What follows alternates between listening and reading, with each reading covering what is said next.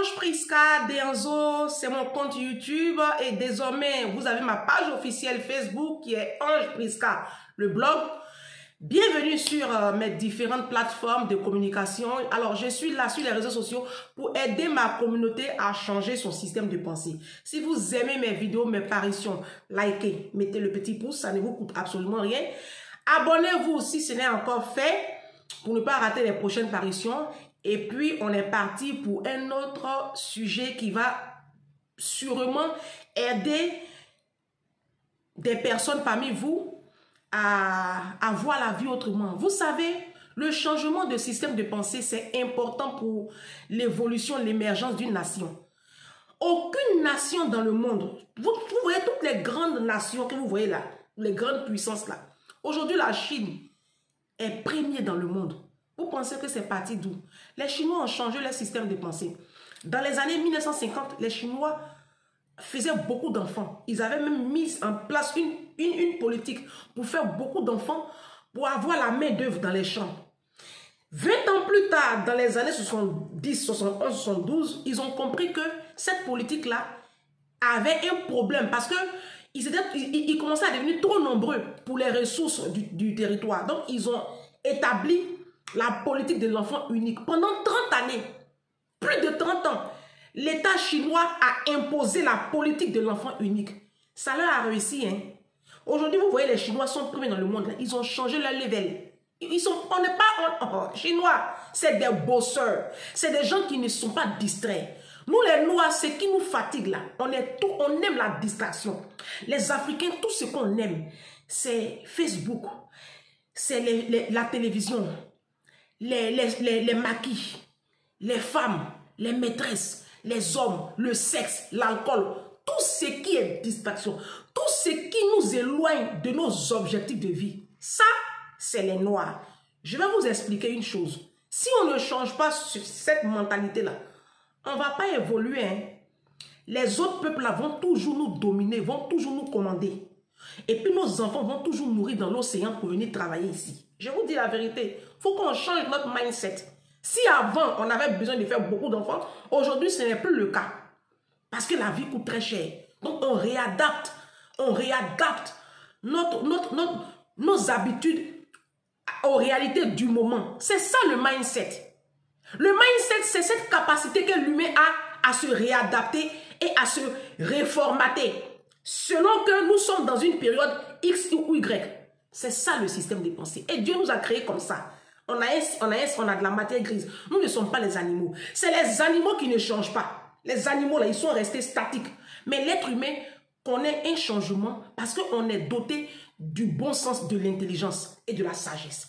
Bienvenue sur mes comptes. Aujourd'hui, là, je vais m'adresser à la jeunesse africaine. À la jeunesse africaine.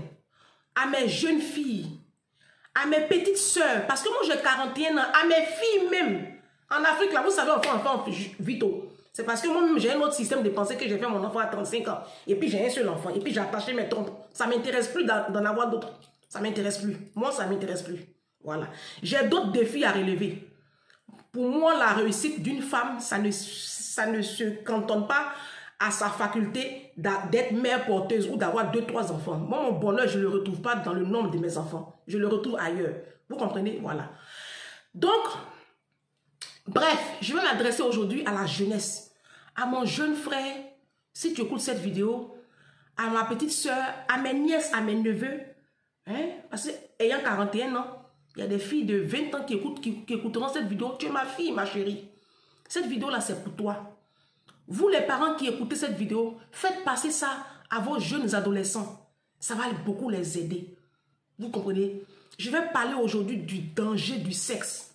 Quand on n'est pas encore réalisé, pour un jeune homme de 18 ans, de 20 ans, de 16 ans, parce que ça commence à partir de 16 ans, un jeune homme de 15 ans, 16 ans, 18 ans, 20 ans, 23 ans, 25 ans, qui n'est pas encore réalisé, qui n'a pas de diplôme, qui est encore à l'école, ou même qui est encore en faculté de médecine, ou même qui, en tout cas, tu es encore chez tes parents. C'est-à-dire que tu n'as pas une situation financière pour t'occuper de toi-même. D'accord? Tu n'as pas un revenu. Donc, tu vis encore sous couvert. Toi, la jeune fille, pareil. Cette vidéo-là, c'est pour vous. Ne mettez pas le sexe dans votre vie. Ça va vous retarder. Et je vais vous expliquer.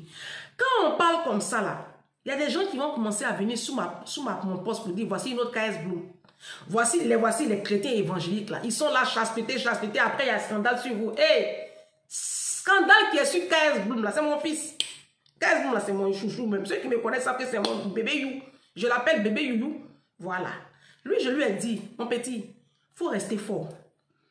Faut rester fort. Vous pensez que les scandales qui arrivent là, ça va ébranler qui? C'est vous qui êtes embrouillés. Hein? Parce que Jésus même là, il y a eu scandale sur lui. Jésus, le maître, il y a eu scandale sur lui. Il faut aller lire ta Bible.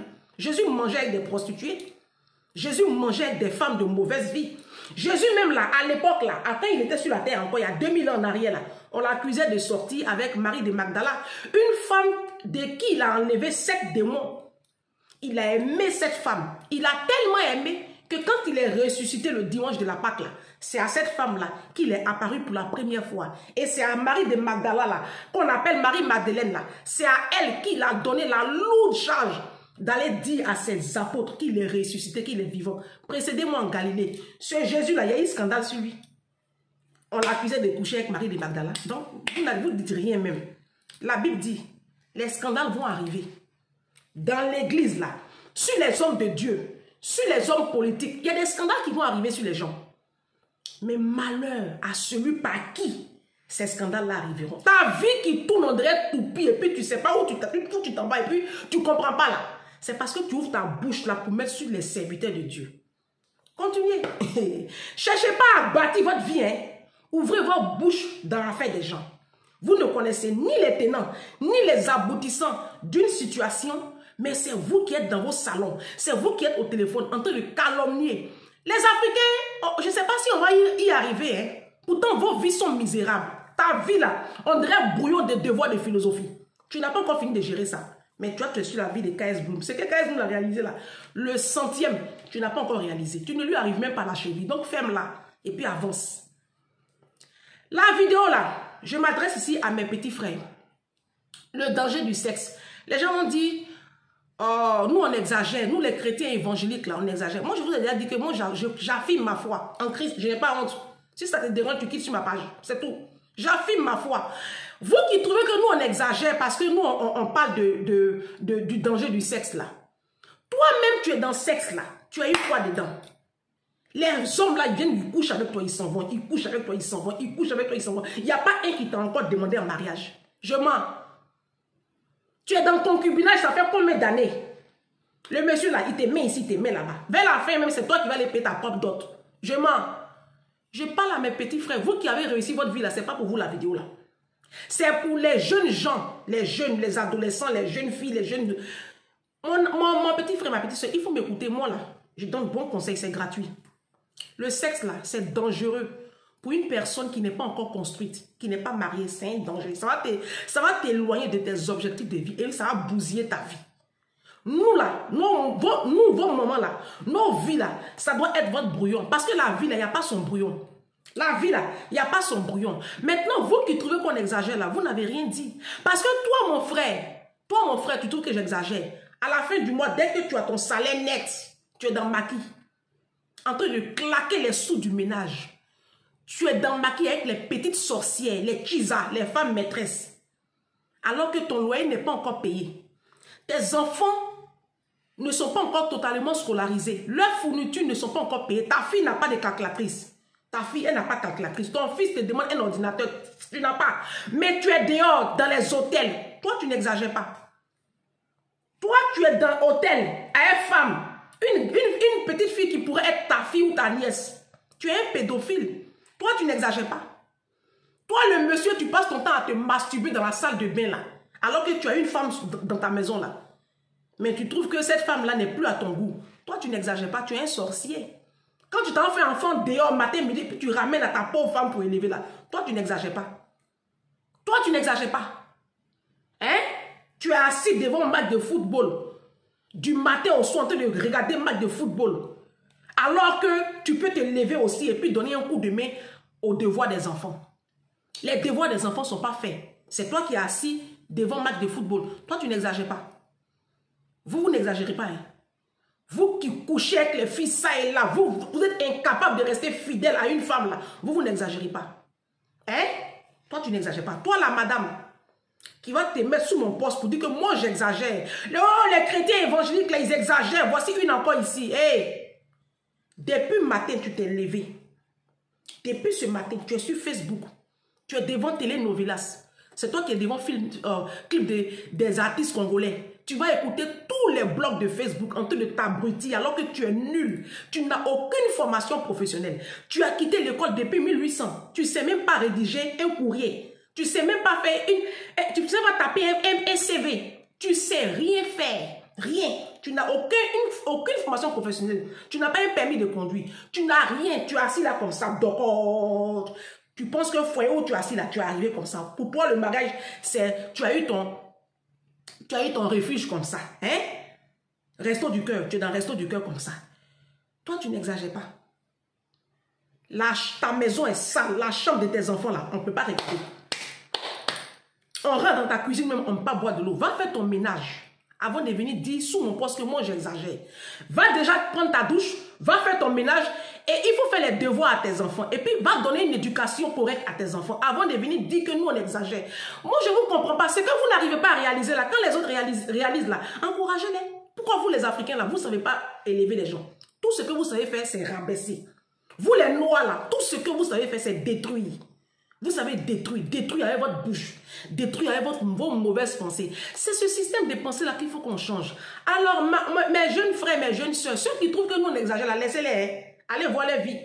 Allez voir leur vie. Ceux qui trouvent que nous là, nous qui disons non, il faut rester dans la chasteté, faut pas mettre le sexe dans ton affaire, faut te construire d'abord, ils disent que nous on exagère là. Allez voir leur vie. Si on leur donnait l'occasion de retourner en arrière là, ils retourneraient en arrière. C'est parce qu'ils sont dans un engrenage. Ils ne savent pas comment s'en sortir là. C'est pour cela que nous on vous parle de Jésus. C'est tout. Si tu n'arrives pas à t'en sortir là, il faut venir, faut voir. Jeune fille, jeune homme, le sexe est dangereux pour toi. Tu as compris? Tu es une jeune fille, tu vas à l'école, tu es en 3e, tu es en seconde. Autour de toi, oui. Surtout avec l'apparition des smartphones, des réseaux sociaux, c'est pas facile. Il y a beaucoup de tentations. Mais il faut te discipliner. Les grands de ce monde qui ont réussi, ce sont ces personnes-là qui ont pu se discipliner. Il faut te donner une ligne de conduite. Il faut discipliner ton corps. Ma jeune fille, ma petite soeur, ma nièce, il faut aller à l'école. Il faut chercher ton éducation, ton instruction personnelle. Va à l'école. Il faut acquérir des diplômes. Il faut devenir quelqu'un. Tu vas voir que quand tu vas réussir ta vie, tu auras tes diplômes, tu auras fini d'étudier. Tu auras des hommes à la hauteur de ce que tu es. Parce qu'on attire à soi que ce qu'on est. Tu as compris? Il faut aller à l'école, il faut chercher tes diplômes, il faut laisser garçon. Les hommes là, ça met en retard. Le sexe là, ça met en retard. Nos mamans ont fait enfant à 15 ans, 16 ans. Elles ont dû interrompre les études. Parce que les hommes là, ils vont t'enceinter, ma petite soeur, ils vont t'enceinter. Eux, ils continuent, hein. Et ils continuent, c'est sur toi que ça pèse. C'est toi qui portes 9 mois de grossesse. Et puis c'est toi après qui va changer les couches, qui va allaiter, qui va s'occuper de l'enfant. Eux, ils n'en ont rien à foutre. Les hommes africains, là, eux, ils réapparaissent quand l'enfant a réussi. En règle générale. Donc, il faut t'abstenir des rapports sexuels parce que ça va interrompre tes études. Tu vas te retrouver enceinte. Tu vas aller faire curettage, avortement, c'est un crime. Vous savez, l'avortement, ça a un poids psychologique sur le mental d'une jeune fille. Et on grandit avec ça. Et puis, des fois, on a des réactions, mais c'est tout ça, c'est un péché. Vous savez, Dieu qui est là, quand il dépose ses lois, c'est pas pour lui, hein, c'est pour nous-mêmes. Dieu nous a donné ses lois pour nous-mêmes. Vous comprenez? Quand on vous parle comme ça, là, n'écoutez pas ceux qui disent qu'on exagère là. Parce que Jésus a exagéré. Le maître qui a créé le ciel, là, Dieu a exagéré. Jésus, quand il était sur la terre, là, il a eu 3 années de ministère. Il a fait chier son monde. Hein. Il a beaucoup exagéré. Il se lève comme ça, puis il marche sur l'eau. Il n'a pas exagéré. Il se lève comme ça, il s'en ressuscité Lazare. On lui dit que ton ami est malade. Faut courir, tu vas venir le soigner. Il a laissé Lazare est mort. Les gens ont partagé les biens de Lazare. C'est là maintenant, lui va venir. Il n'a même pas demandé permission à quelqu'un. Il a ressuscité Lazare 4 jours après sa mort. Bon, les biens que les gens ont pris là, ils vont ramener comment? Jésus n'a pas exagéré. Quand tu vas dans le livre d'Ézéchiel 37, la vallée d'ossements desséchés, où Jésus à redonner vie à une vallée d'ossements desséchés au travers de son serviteur Ézéchiel. Il n'a pas exagéré. Vous pensez que Jésus a beaucoup exagéré, hein? Jésus là, oh, il a fait chier son monde aussi, hein? Donc nous là, nous qui avons accepté Christ là, on va exagérer. Le sexe là, ma petite soeur, il n'y a rien dedans. Quand tu n'es pas encore réalisé, quand tu n'es pas encore marié là, ça va te fatiguer.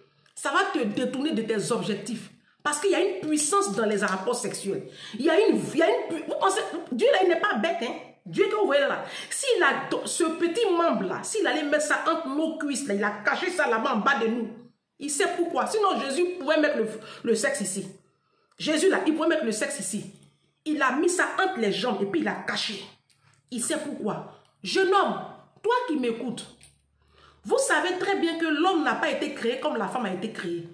La femme peut faire des mois, une année même, sans ce rapport sexuel. Mais le jeune garçon, tu sais ce que ça te fait aujourd'hui parce que tu as goûté le sexe avant le temps. Aujourd'hui, tu es addict, tu ne peux plus t'en passer. Pourtant, tu n'es pas réalisé. Quand tes parents te donnent un peu d'argent, au lieu de prendre ça pour acheter tes fascicules, tu pouvais prendre ça pour donner à ta petite copine pour qu'elle aille mettre ses mèches. Et toi, tu n'achètes plus tes annales pour étudier. Tu vois, ça a un impact sur tes études. Les rapports sexuels en dehors du mariage, ça va te distraire. Tu n'es pas concentré. Tu es distrait, tu es étourdi. Au lieu d'étudier, tu te vas voir ta petite go dehors. Le temps que tu passes à elle là, tu peux prendre ce temps-là pour le maximiser dans tes études. Et puis avoir demain des diplômes. Femme que tu veux demain là, tu vas avoir. Nous les femmes là, on recherche les hommes qui peuvent nous offrir le confort. Mais si tu n'es pas en train d'étudier, regardez l'école qui va te donner demain ce confort-là. Demain, c'est quel genre de femme tu vas avoir? C'est les sauvages là, c'est les nullades là que tu vas prendre pour avoir une femme. Et puis ça ne va pas t'emmener quelque part. Elle va venir te détruire. Jeune homme, mon petit frère, si tu m'écoutes, adolescent, si tu m'écoutes, faut regarder tes études. Tes parents t'ont mis à l'école là. Faut pas laisser l'ennemi venir mettre le sexe dans ta tête. Le sexe là, ça va vous retarder. Jeune fille, jeune homme, le sexe là, ça va te retarder. Toi, le jeune homme, si tu as enceinté ta petite copine là, tu fais comment? Si les parents de la fille disent qu'ils ne veulent plus de la copine, de leur fille, parce que tu l'as enceintée, tu fais comment? Tu vas la récupérer chez tes parents. Tu vas encore ramener une bouche à nourrir à tes pauvres parents. Il y a un bébé qui va venir. Mais à un moment donné, tu ne pourras plus aller à l'école. Tu seras obligé d'interrompre tes cours pour aller chercher du boulot, ça et là, pour t'occuper de la fille que tu as enceintée là. Et de l'enfant. L'enfant, il faut le nourrir, il faut payer son lait, il faut payer ses couches, il faut l'habiller, il faut le soigner, l'emmener chez le pédiatre quand il tombe malade. Tu as ces moyens-là. Tu n'as pas les moyens. Quand on vous parle, écoutez.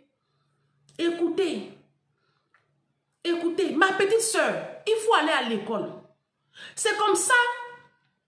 Il y a beaucoup de femmes qui n'ont pas compris ça, cette parole-là.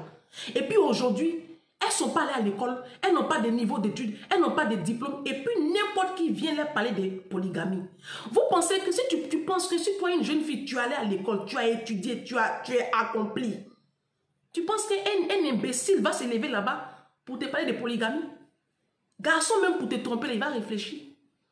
Il va réfléchir par deux fois. Les hommes, ils savent qui ils trompent. Ils savent quelle catégorie de femmes ils trompent. Ils savent quelle catégorie de femmes ils frappent. Ils savent quelle catégorie de femmes ils enceintent enfants, ils enceintent femmes dehors pour amener à la maison. Elle va élever les enfants. Tout ça, c'est calculé. Tout dépend. Tout est entre tes mains. C'est ce que tu es là. C'est ça. Parce que Dieu ne gaspille pas son produit. Hein. Dieu ne peut pas t'emmener n'importe quoi, n'importe quel homme, son bon mari, et puis tu vas venir gâter. Hein. Toi, il faut te bâtir. Il faut regarder ton école. Et puis tu vas voir que demain, là, Dieu va t'emmener ton bon mari. Ce n'est pas les conneries qu'on voit là. Vous comprenez? Mais la jeunesse ivoirienne, laissez le sexe en dehors de l'équation de votre vie. Le sexe, là, c'est une porte d'entrée au démon dans la vie d'un être humain. Quand Dieu dit dans le livre de 1 Corinthiens 6, verset 18, fuyez l'impudicité. Quelque autre péché que vous commettez, ce péché est en dehors de votre corps. Le péché, quand tu mens, c'est en dehors de ton corps. Quand tu voles, tout ça. Mais la Bible dit que quand tu pratiques l'impudicité, c'est-à-dire quand tu vis dans le sexe en dehors du mariage, tu détruis ta vie. Tu pêches contre ton propre corps, tu te détruis. Nous, on s'est gaspillé dans le monde. Hein? Moi, je suis une jeune dame. Je ne suis pas mariée. Je n'ai pas une alliance. Je n'ai pas de rapport sexuel. Je ne suis pas pote. Quand vous me voyez là, je ressemble à une malheureuse. Au contraire, je suis cantonnée sur ma destinée et puis je me bâtis. J'ai une vision et j'avance. Toi, tu es jeune. Tu ne vas pas à l'école. C'est le sexe qui est dans ton truc. Et vous, les parents, vous encouragez aussi votre jeunesse, vos jeunes adolescents à avoir des petites copines, des copains. Et ce qui me fait mal, c'est qu'il y a des parents chrétiens qui disent qu'ils sont chrétiens. Il y a des parents qui disent qu'ils sont chrétiens et qui acceptent que les jeunes hommes de 23 ans, 24 ans qui est encore à l'école, qui est encore sous le toit, aient une copine. Vous acceptez ça? Vous êtes quelle catégorie de chrétiens? Moi, je ne vous comprends pas. Le sexe est devenu banal dans la communauté africaine. Tu vois une petite fille de 16 ans, elle n'est plus vierge. Une petite fille de 16 ans, elle n'est plus vierge. Tu vois à quelle porte? Voyez ici, tout son ventre est dehors, tout son corps est dehors, piercing sur tout son corps. Et c'est les parents qui cautionnent ça. Vous pensez qu'on peut bâtir un continent comme ça? Vous me direz, mais les Blancs font ça. Les Blancs ont envie de construire les pays. Oh. Les Blancs, ils sont dans un autre monde. On ne peut pas se comparer à eux sur ce niveau-là. Nous, là, on a tout à refaire chez nous. On doit rester concentré sur nos principes, sur nos objectifs de vie. Éduquons la jeunesse à ne pas mettre le sexe dans l'équation de leur vie. Parce que le sexe, là, ça les distrait. Ça les distrait. Moi, j'ai vu ça en terminale. Moi, en terminale, ma grande soeur m'a dit, il ne faut pas avoir gars. Hein. Quand je reprenais ma terminale, j'ai dit, j'ai compris. Pendant une année, je n'ai pas eu de petite amie. J'avais déjà connu le sexe avant. Pendant une année, j'ai coupé et je me suis concentrée sur ma classe de terminale. J'étais première de classe en terminale avec 15 de moyenne. Et j'ai eu mon bac. Même si je l'ai passé malade, je l'ai eu. Et je suis allée à l'université. Je ne pense pas qu'étant à Abidjan, si j'avais commencé avec gars là, bac là, j'allais avoir. Parce que ça te distrait. Le temps que moi, mes camarades qui avaient les gars là, les vendredis soirs comme ça, elles sont dehors. Dans les maquis avec les gars. Moi, j'étudiais. Bac là, elles n'ont pas eu. Moi, j'ai eu. Elles se sont arrêtées en terminale. Il y a plein de mes copines qui n'ont pas franchi le cap du bac. Aujourd'hui, elles regrettent. Moi, aujourd'hui, je suis en France. J'ai le bac. Grâce à ce bac là, j'ai pu accéder à une formation qui demandait que j'ai le bac justement. Diplôme est bon, ma petite soeur. Le bac, c'est le plus petit diplôme universitaire. Ça t'ouvre des portes, le bac. Il y a beaucoup de jeunes filles aujourd'hui qui regrettent d'avoir arrêté l'école avant le bac. Il faut aller à l'école, tu vas décrocher ce bac-là. Et puis tu vas faire des études supérieures qui vont te garantir une certaine stabilité dans ta vie. Le sexe, là, ça peut attendre. Tu as toute ta vie pour avoir des rapports sexuels. Vous avez toute une vie pour avoir des rapports sexuels. Ceux qui vous disent que nous, on exagère là, allez voir leur vie. Allez voir leur vie. Il y a quoi dans le sexe même? Il y a quoi dedans? À part t'attirer des problèmes. À part t'attirer des problèmes. Il y a quoi dedans? Le jeune homme là, il va t'enceinter. Il ne peut rien faire pour toi, ma petite soeur. Ma nièce, ce jeune homme là, il va t'enceinter. Il ne peut rien faire pour toi. Et tu vas te trimballer des enfants de pères différents. Jusqu'à ce que tu vas arriver à 35 ans là. Tu as 4 enfants de pères différents. Tu n'as jamais été marié. Quel homme va te prendre avec 4 enfants là? Chacun a son papa là. Tu penses que tu feras quel mariage dans de telles conditions? Ce n'est pas possible. C'est pour cela que moi je vous dis sur ma chaîne là. Écoutez-moi. Écoutez-moi. Jeune homme, jeune garçon. Faut pas mettre le sexe dans ta vie. Ça va te détruire. Il faut te concentrer sur tes études. Si tu as une formation, concentre-toi sur ta formation. Il faut te bâtir. Et quand demain tu auras ta situation, toi un jeune homme, tu auras ton travail entre tes mains, tu peux maintenant prendre une femme, la fiancer et puis l'épouser. Tu vas voir comment ta vie va être rayonnante. Et tu auras bâti un empire. C'est-à-dire que tu vas mettre l'aide de côté, de côté, de côté. Parce que quand tu commences à travailler, quand tu es encore même étudiant, ta petite bourse qu'on te donne là, tu prends tout, tu vas donner à ta copine. Il y a des étudiants qui ont mis les bourses de côté parce qu'ils n'avaient pas de copine. Philippe Simon a raconté son histoire ici sur Investi au pays. Comment aujourd'hui il est à la tête d'un empire. C'est des sacrifices. Moi, les bouquins que je lis là, c'est des personnes qui se sont disciplinées pour être là où ils sont aujourd'hui. Les grands de ce monde que vous voyez là, c'est des gens à un moment donné qui ont coupé avec le sexe. Parce que le sexe là, hey, c'est pas du jeu, hein. Vous pensez que pourquoi Dieu allait mettre ça en bas là-bas? Il a mis les yeux, le nez, tout est visible. Et puis c'est le sexe, il allait cacher entre les cuisses. C'est tout un symbole. N'en faites pas un étendard. Tu as toute une vie, ma petite soeur, ma nièce, mon neveu. Tu as toute la vie devant toi pour avoir des rapports sexuels. Mais pour l'heure là, il faut te construire. Il faut aller à l'école. Il faut étudier. Les week-ends là, il faut étudier. Demain, tu seras une grande dame. Tu auras des diplômes d'ingénieur. Tu seras avocate, tu seras magistrate, tu seras économiste, tu seras docteur. Tu auras des titres qui vont t'ouvrir des portes. Et c'est là-bas, là, dans ton univers, là, tu auras ton mari. Un homme éduqué, pas les va-nu-pieds là, pas les clochards là, les n'importe quoi là, les pauvres là. Non seulement c'est eux qui sont pauvres, ils n'ont aucune éducation, mais c'est eux qui vous trompent. Mais parce qu'ils n'ont pas d'éducation, justement. Un homme éduqué, il ne trompe pas sa femme.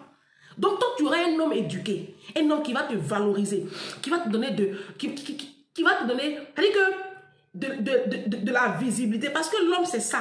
L'homme, c'est ça. C'est pour cela que la Bible dit que nous, les femmes, nous sommes dans la soumission. Parce que nous, on vient sous la mission de l'homme. L'homme, il a une mission grandiose pour toi. Toi, tu viens maintenant, tu es sous cette mission-là. Et puis, il te porte en haut. Mais si tu ne vas pas à l'école, tu n'as pas de diplôme, tu n'as pas de niveau, tu n'as aucun niveau, tu n'as rien. Tu es nul. C'est quoi tu vas avoir comme mari? C'est les oiseaux du même plumage qui volent ensemble. Hein?